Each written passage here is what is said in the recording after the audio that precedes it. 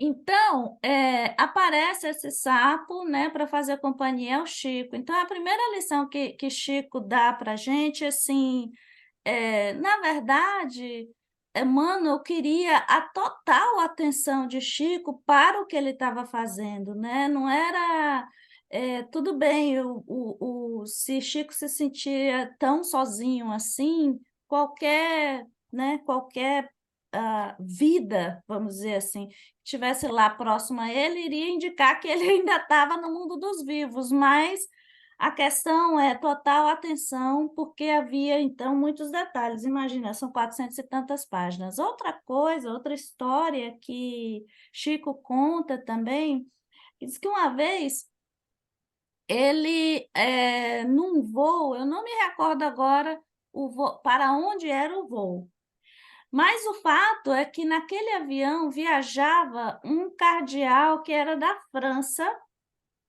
e ele sabia que o Chico também estava naquele voo.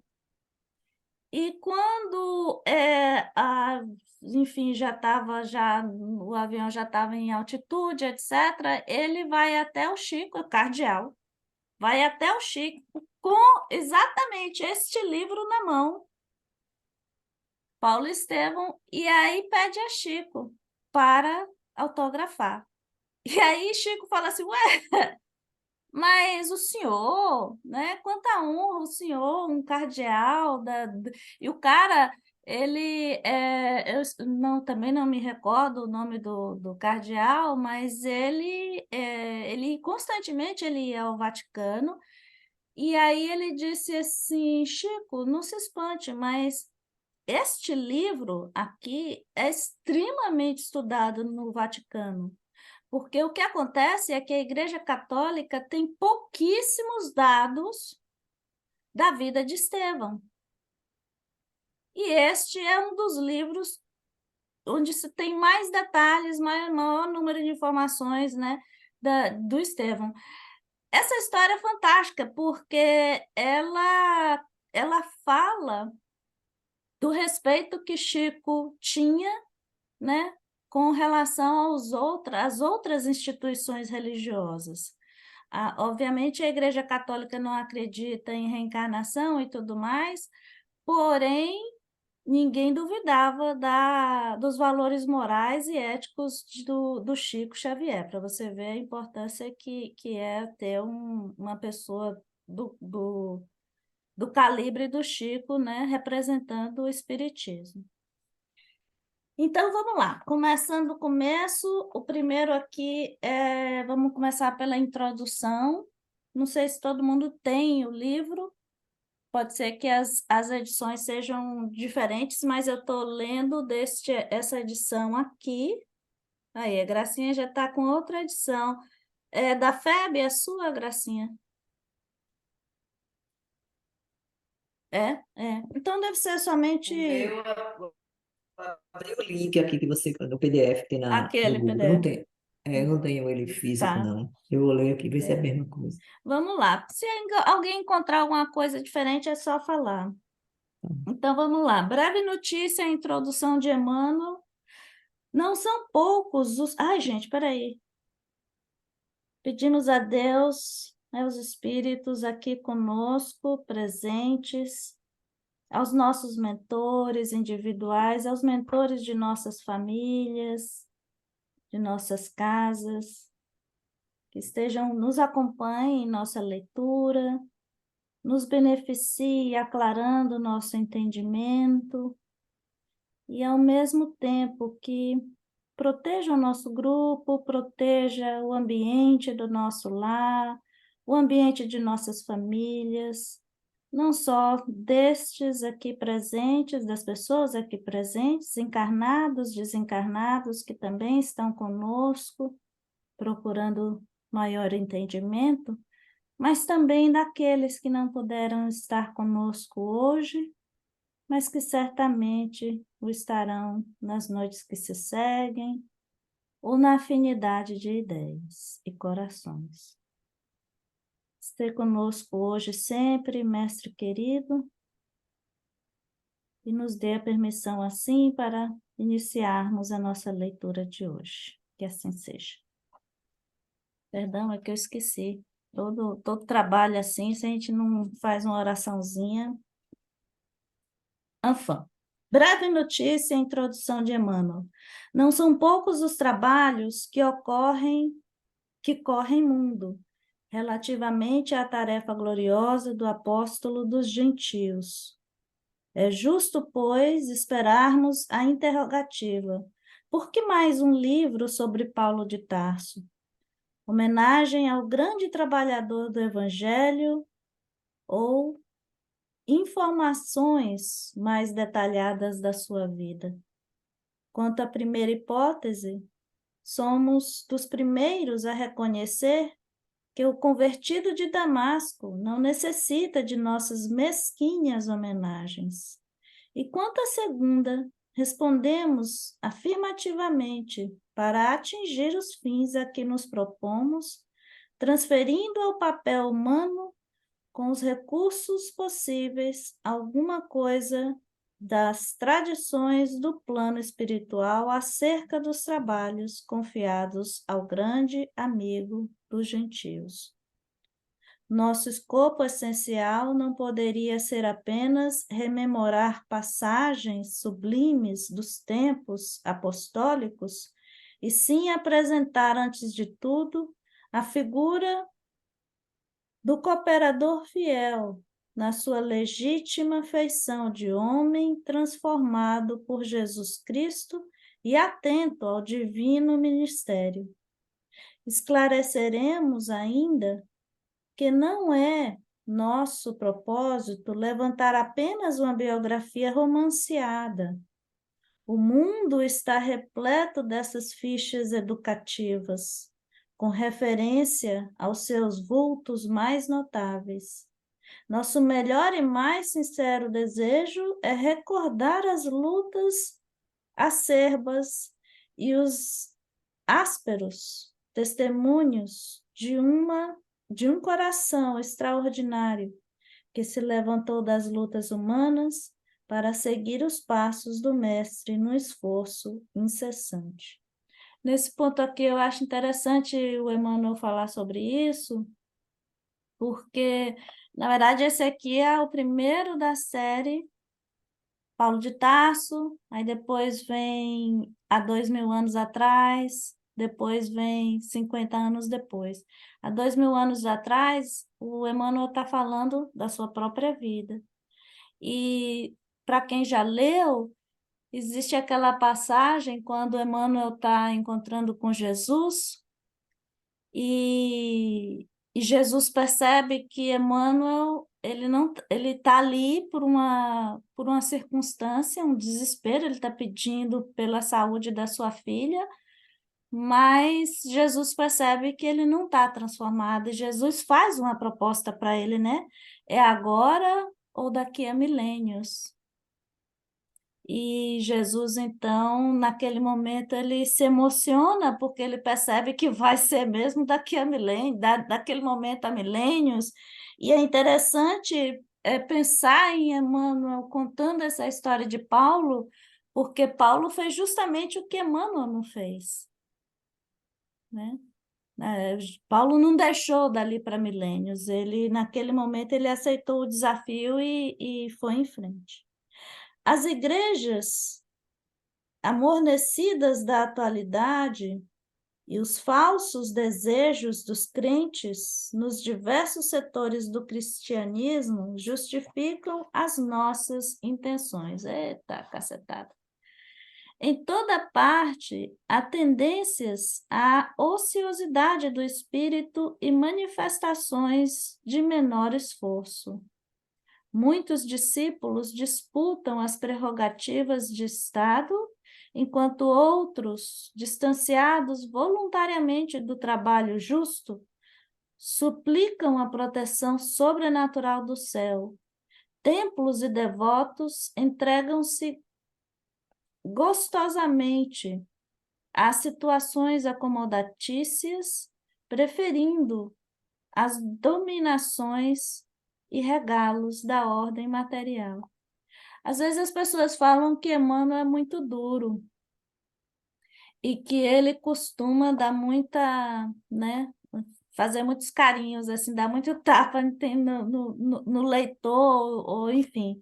Só que na minha visão, eu acho que ele fala dele mesmo. Ele fala, acho que até hoje talvez seja algo que, ou naquela época, seja algo que ele sinta muito, né? O fato dele não ter reconhecido o mestre quando ele teve a chance de não só ver, como tocar e falar com o mestre, e mesmo assim ele não reconheceu Jesus como sendo a pessoa que é. Então, acho que quando ele fala assim das questões acomodatícias, etc, etc, acho que ele está falando dele mesmo, né? Por uma questão de comodidade, de conveniência, ele, o senador, né, de Roma, ele não preferiu vamos dizer assim, as conveniências terrenas às questões do espírito. E aí, continuando, observando esse panorama sentimental, é útil recordarmos a figura inesquecível do apóstolo generoso. Muitos comentaram a vida de Paulo, mas quando não lhe atribuíam certos títulos de favor gratuitos do céu, apresentavam-no como um fanático de coração ressequido. Para uns, ele foi um santo por predestinação, a quem Jesus apareceu, em uma operação mecânica da graça. Para outros, foi um espírito arbitrário, absorvente e ríspido, inclinado a combater os companheiros com vaidade quase cruel. Não nos deteremos nessa posição extremista. Queremos recordar que Paulo recebeu a dádiva santa da visão gloriosa do Mestre, às portas de Damasco, mas não podemos esquecer a declaração de Jesus relativa ao sofrimento que o aguardava por amor ao seu nome. Certo é que o inovidável tecelão trazia ao seu ministério divino, mas quem estará no mundo sem o ministério de Deus? Muita gente dirá que desconhece a própria tarefa, que é insciente a tal respeito. Mas nós podemos responder que, além da ignorância, há desatenção e muito capricho pernicioso. Os mais exigentes advertirão que Paulo recebeu um apelo direto, mas, na verdade, todos os homens, menos rudes, têm a sua convocação pessoal ao serviço do Cristo. Aqui ele está falando de cada um de nós, né? As formas podem variar, mas a essência, o apelo é sempre a mesma. O convite ao ministério chega, às vezes, da maneira sutil, inesperadamente. A maioria, porém, resiste ao chamado generoso do Senhor. Gente, eu fico lendo esse negócio, fico imaginando ele falando com Jesus e pensando nele mesmo. Ora, Jesus não é um mestre de violências, e se a figura de Paulo avulta muito mais aos nossos olhos, é que ele ouvia, negou-se a si mesmo, arrependeu-se, tomou a cruz e seguiu Cristo até o fim de suas tarefas materiais. Entre perseguições, enfermidades, apodos, não conheço essa palavra, zombarias, desilusões, deserções, pedradas, açoites e encarceramentos. Paulo de Tarso foi um homem intrépido e sincero, caminhando entre as sombras do mundo ao encontro do mestre que se fizera ouvir nas encruzilhadas da sua vida.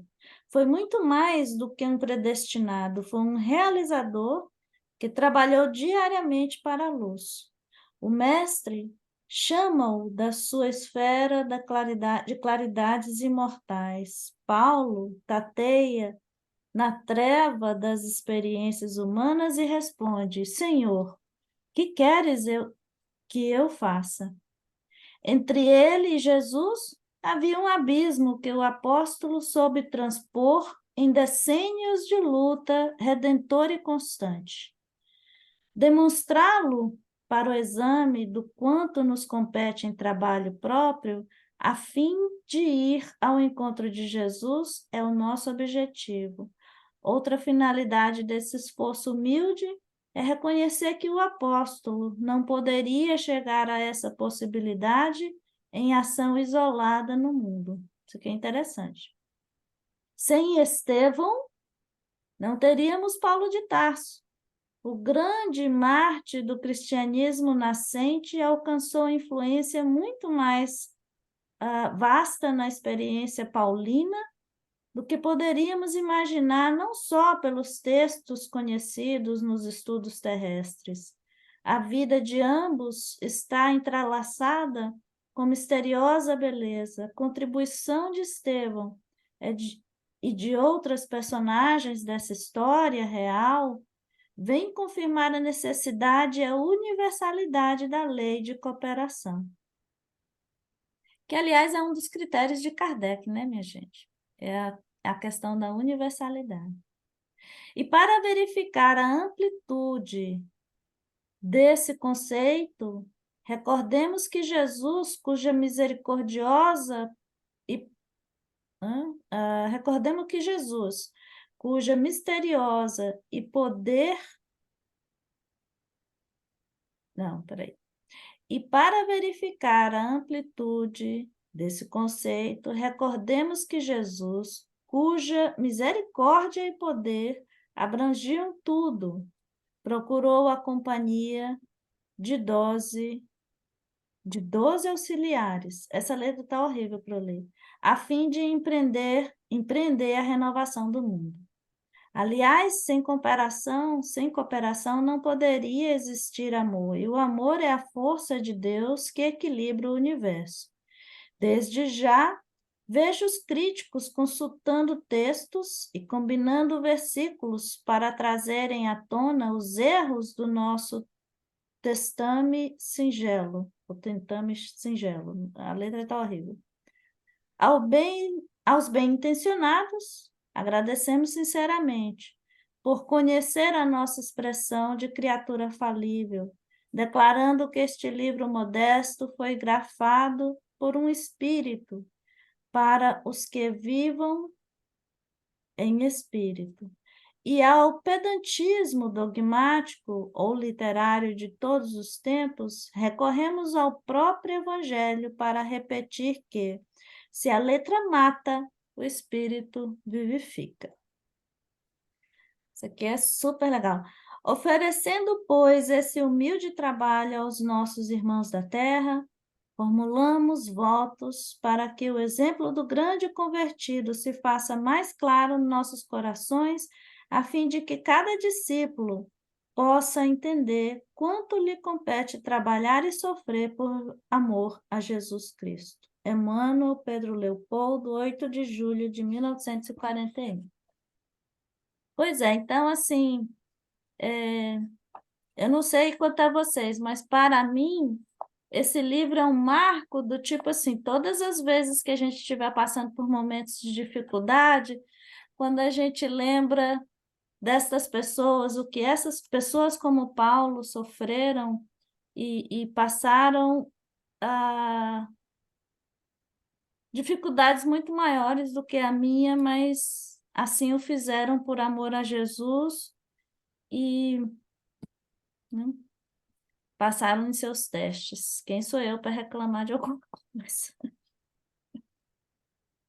Como o Chico dizia, assim, quando o pessoal reclamava, tinha essa senhorinha no centro que dizia assim, ai, Chico, eu não sei, ela sofria muito com obsessão, e ela dizia assim, Chico, eu já fiz de tudo que você me recomenda, mas os espíritos não me deixam, Chico. E aí Chico dizia assim, minha filha, quando você já tiver feito de tudo o que eu te recomendei, e você ainda assim sentir que ainda sofre por obsessão, você faz o seguinte, você pega uma vassoura e você varra, mas varra até cair desmaiada, porque quando você não tiver mais uma gota de energia para, né, nutrir um espírito obsessor, todos eles vão te abandonar, ninguém vai ficar aí. Então, às vezes, eu mesma estou varrendo a casa e digo, até cair desmaiada, Chico, até cair desmaiada. Enfim, corações flagelados. Alguém quer ler também? Para não ficar só uma pessoa, vai ficar monótono. Eu posso ler. Leia aí, Gracinha.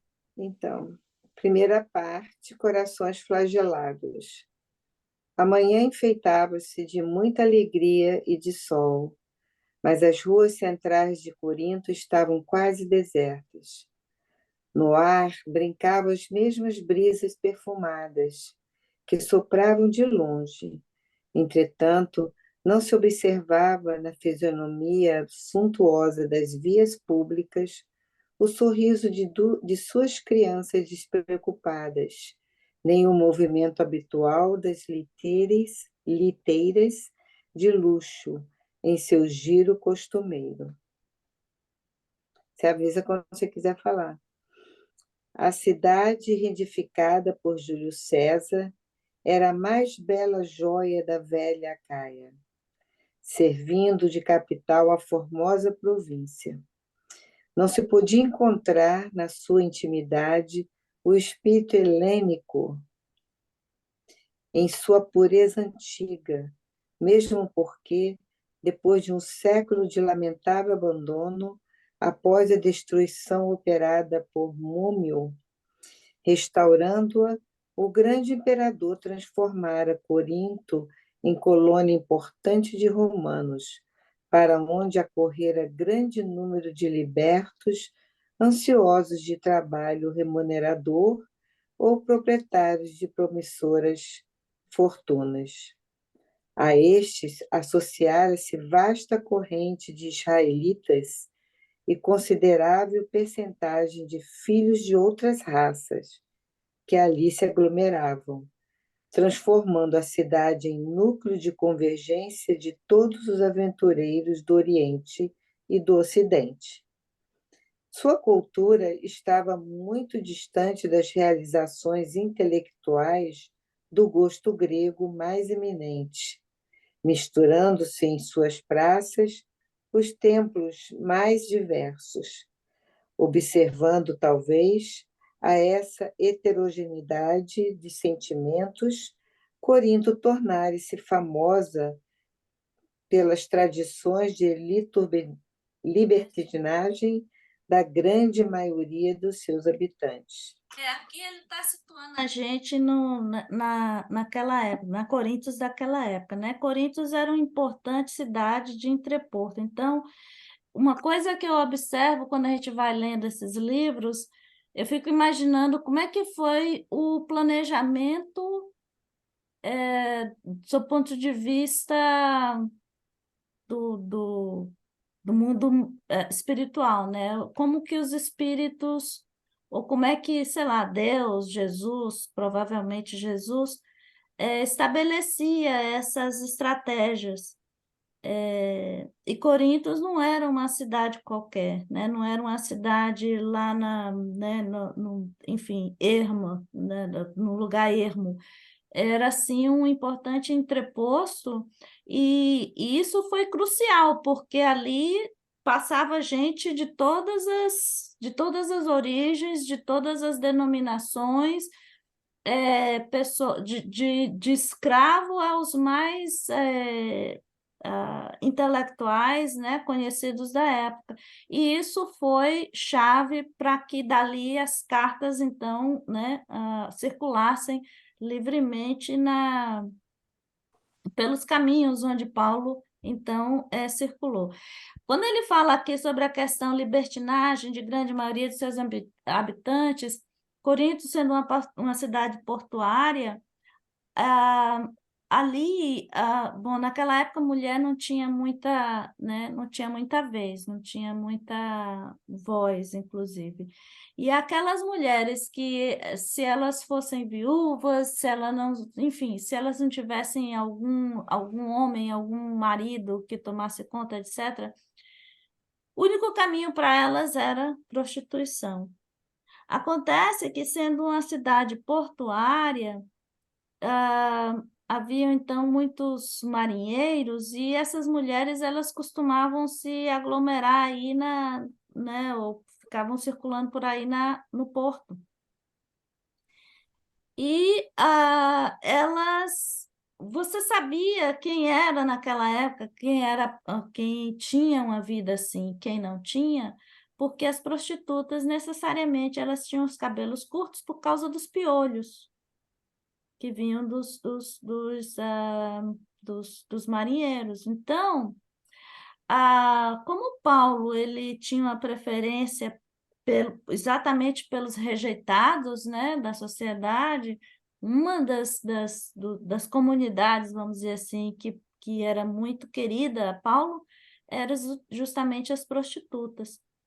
E ele, então, conta-se que elas reclamavam, sentiam muito por serem rechaçadas na rua, né? Todo mundo reconhecia pelos seus cabelos, porque quem era mulher, vamos dizer assim, não, ela tinha seus cabelos longos, etc., mas as prostitutas não. Então, Paulo teria dito para elas, dizendo assim: olha, então daqui por diante você ande sempre com véu.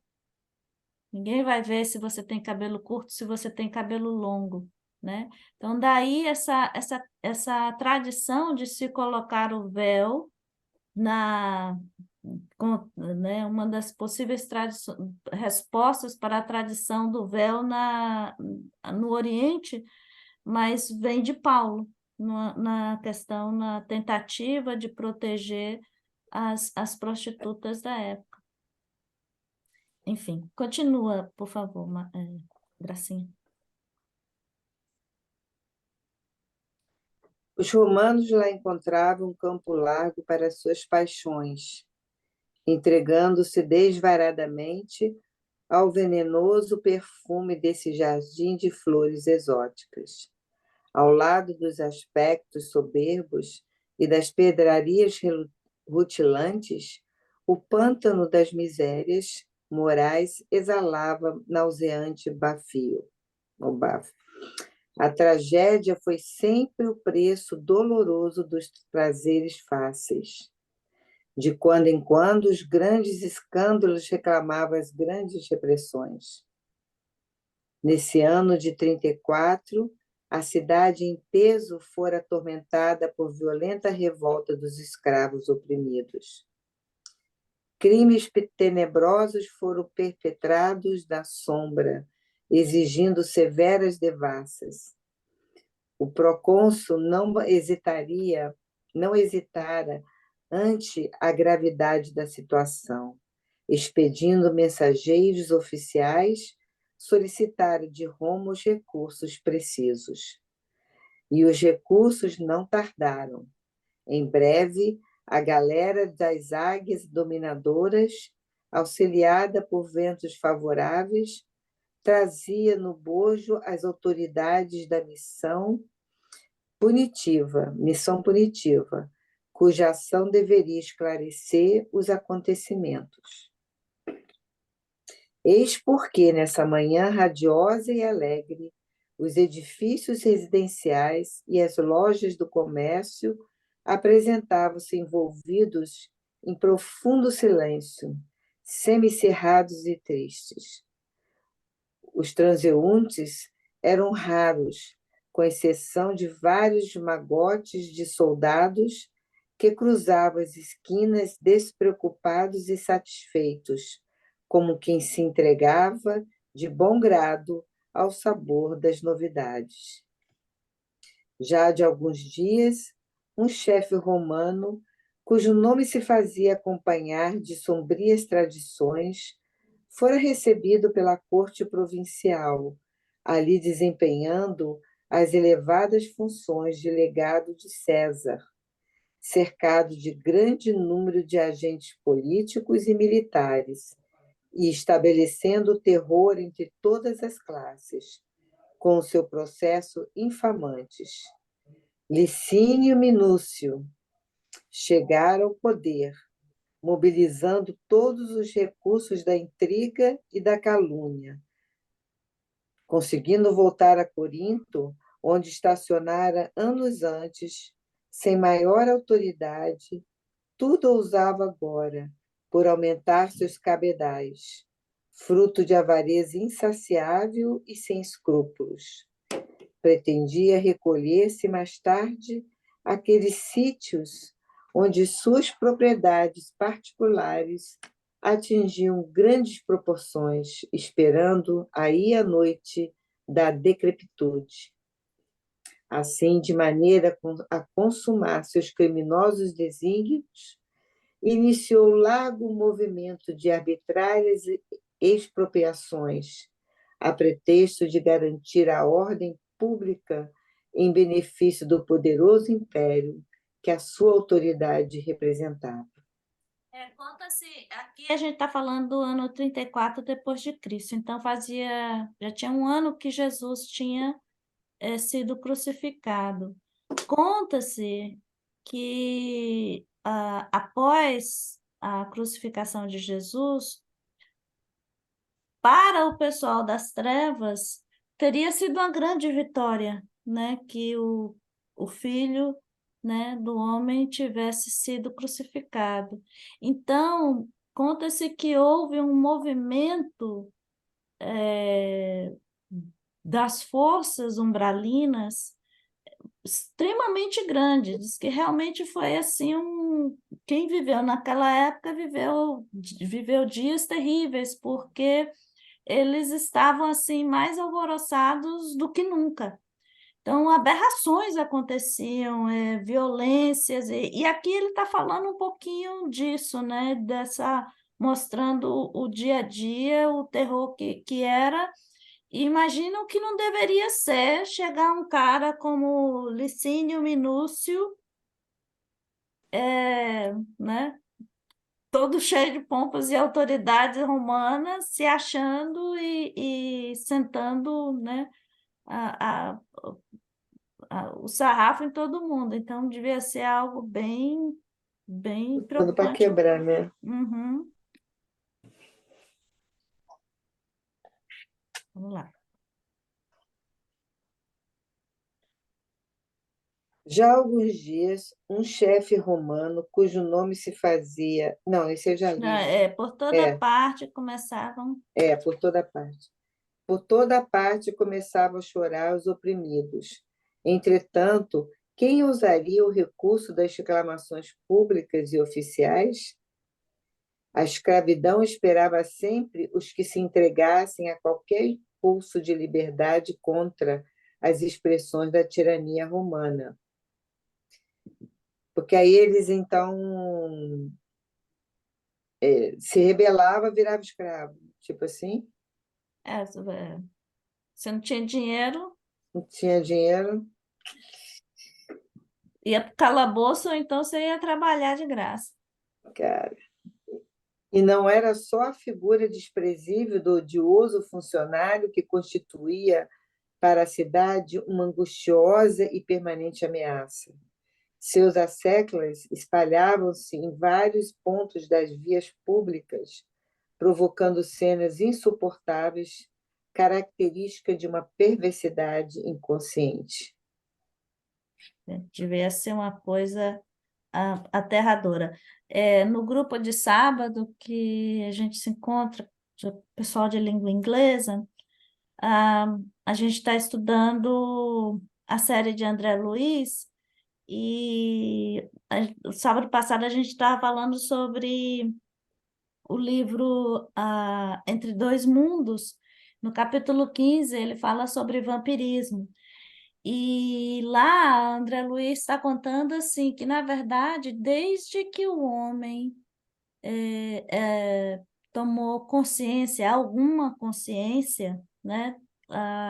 Ou seja, desde que o macaquinho desceu da árvore e começou a pensar um pouquinho, ele conta que essa relação de vampirismo já, sabe, assim, o vampirismo no sentido obsessão, né? No sentido de espíritos com a mentalidade, né, afim, né? Basta que você tenha uma mente bem, vamos dizer assim, bom, a afinidade de mentes ela vai acontecer seja para bom, seja para ruim, né? Mas imagina naquela época uma pessoa ligada à vaidade, ligada a métodos violentos, que não tinha nenhum conhecimento, seja para valores morais, valores éticos.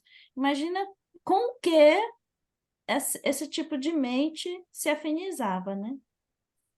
Mas por que que aqui ele diz, ele fazia tudo isso, né? Uhum, E aqueles que trabalhavam para ele, né? Também, né? uhum, Saía botando terror em tudo. uhum. E por que que ele chama de característica de perversidade inconsciente? Ele está falando aqui inconsciente, para mim, eu estou entendendo que ele está dizendo o seguinte, que o cara está completamente ignorante de que aquilo na verdade, ele está causando um mal para ele mesmo, né? Ele está semeando, né, um futuro que para ele mesmo vai ser extremamente desagradável. Ah, Então, tá. Isso pensando na moral dele, na questão moral, na questão moral, porque consciente ele estava que ele fazia as coisas sim, ruins, mas ele estava sim, inconsciente do que aquilo ia provocar para ele, né? é. Depois. Assim que eu estou Tá, entendendo. tá bom. Amanhã ia alta, quando o homem idoso, dando a entender que buscava o mercado, pelo cesto que lhe pendia das mãos, atravessava a passos vagarosos uma praça ensolarada e extensa. Um grupo de tribunos alvejava-o com ditérios deprimentes, entre gargalhadas de ironia. O velhinho que denunciava nos traços fisionômicos linha israelita demonstrava perceber o ridículo de que vinha sendo objeto, mas, distanciando-se dos militares patrícios, como desejoso de resguardar-se, caminhou com mais timidez e humildade, desviando-se em silêncio. Foi nesse instante. Ai, esse é triste. Ai, Ana. Dureza, né? Foi essa dureza. Foi nesse instante, eu estou lembrando, né? Uhum. Foi nesse instante que um dos tribunos, em cujo olhar autoritário perpassava acentuada malícia, acercou-se dele, interrogando-o asperamente. Olá, judeu desprezível, como ousas passar sem saudar os teus senhores?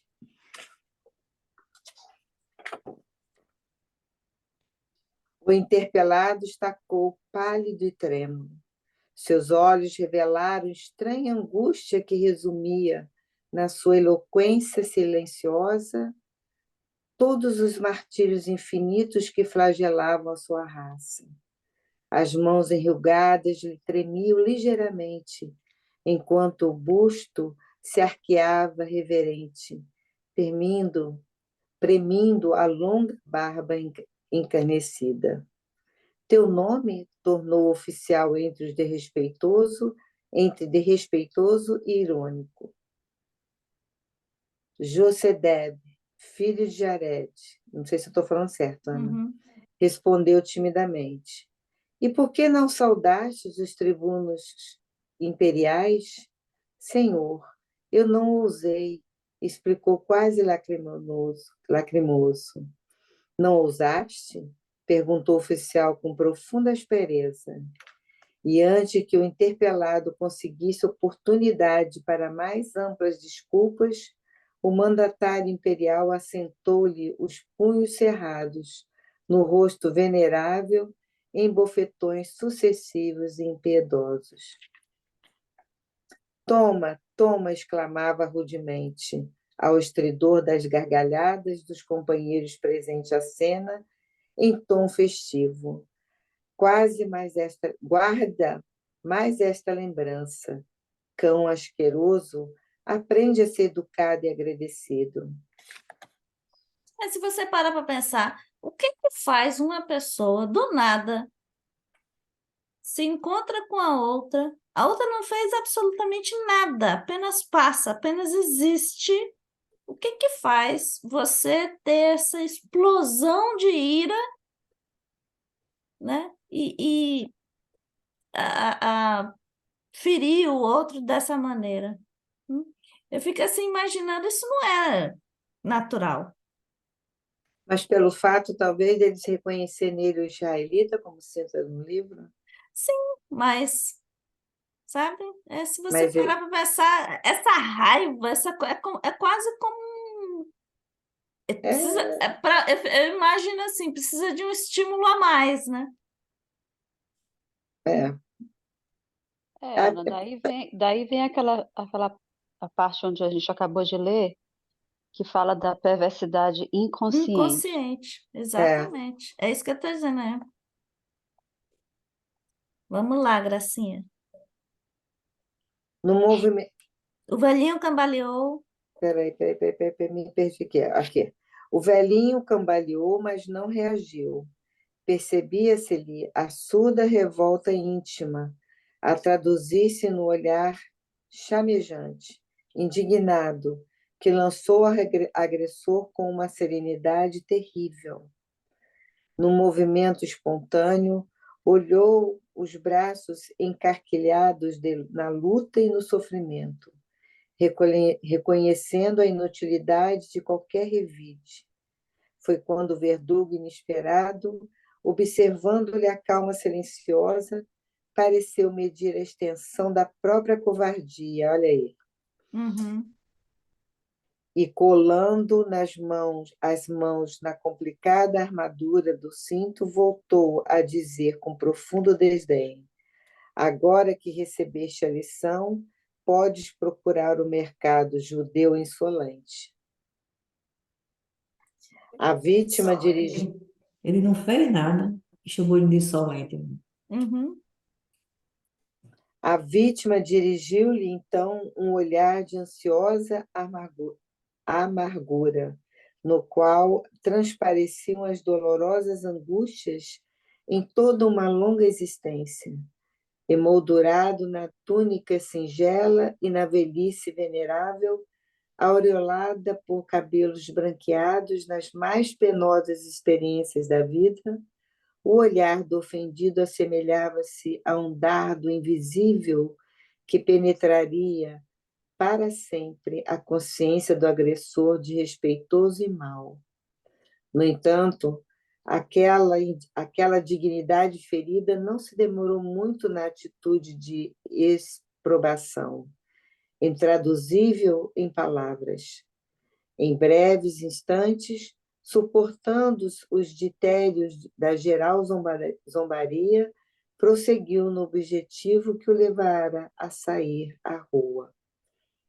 O velho Jochebed experimentava agora estranhas e amargas reflexões.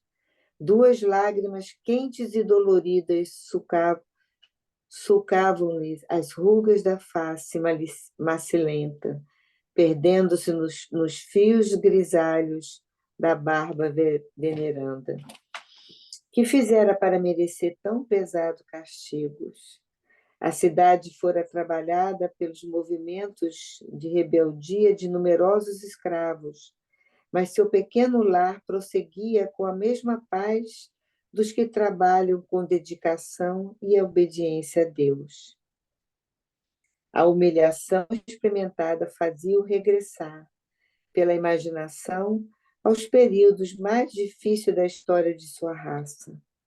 Por que motivo e até quando sofreriam os israelitas a perseguição dos elementos mais poderosos do mundo? Qual a razão de serem sempre estigmatizados como dignos e miseráveis em todos os recantos da terra? Entretanto, amavam sinceramente aquele Pai de justiça e amor, que velava dos céus pela grandeza da sua fé e pela eternidade dos seus destinos. Enquanto os outros povos se entregavam ao relaxamento das forças espirituais, transformando esperanças sagradas em expressões de egoísmo e idolatria. Israel sustentava a lei do Deus único, esforçando-se em todas as circunstâncias por conservar intacto o seu patrimônio religioso, com sacrifício, embora da sua independência política. Acrobunhado, o pobre velho meditava na própria sorte. Esposo dedicado, enviuvara quando aquele mesmo Licínio Minúcio, questor do império, anos antes, instaurara nefandos processos em Corinto, a fim de punir alguns elementos de sua população descontente e rebelada. Sua grande fortuna pessoal fora extremamente reduzida e houve de amargar uma prisão injusta, resultante de falsas acusações que lhe valeram pesados dissabores e terríveis confiscos. Sua mulher não havia resistido aos sucessivos golpes que lhe feriram fatalmente o coração sensível, mergulhando-se na morte, ralada de acerbos desgostosos e deixando-lhe os 2 filhinhos que constituíam a coroa de esperança da sua laboriosa existência.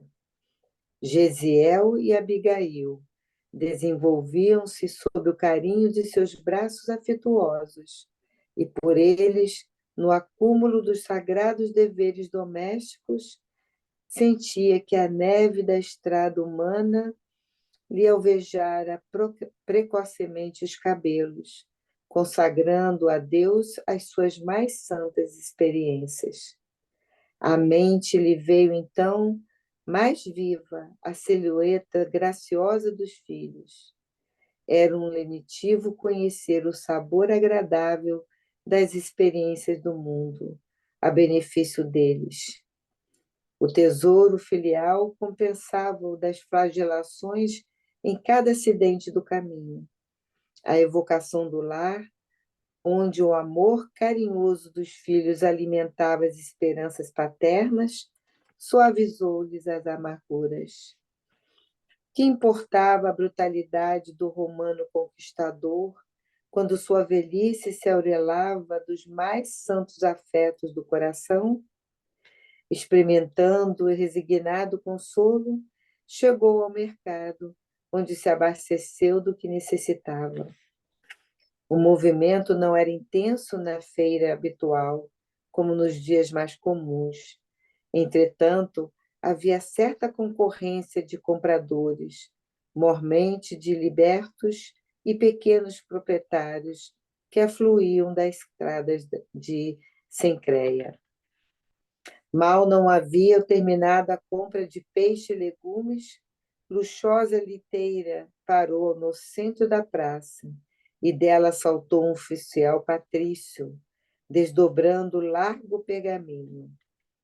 Ao sinal de silêncio, que fizera emudecer todas as vozes, a palavra da estranha personagem vibrou forte na leitura fiel do édito que trazia. Licínio Minúcio, questor do império e legado de César, encarregado de abrir nesta província a necessária devassa para restabelecimento da ordem em toda a Acaia, convida a todos os habitantes de Corinto que se considerem prejudicados em seus interesses pessoais ou que se encontrarem necessitados de amparo legal a comparecerem amanhã, ao meio-dia, no Palácio Provincial, junto ao Templo de Vênus Pandemos, a fim de exporem suas queixas e reclamações, que serão plenamente atendidas pelas autoridades competentes. Quero uma galinha d'água. Aqui acho que é bom a gente parar por aqui, né? Que já falta só um minuto. Então,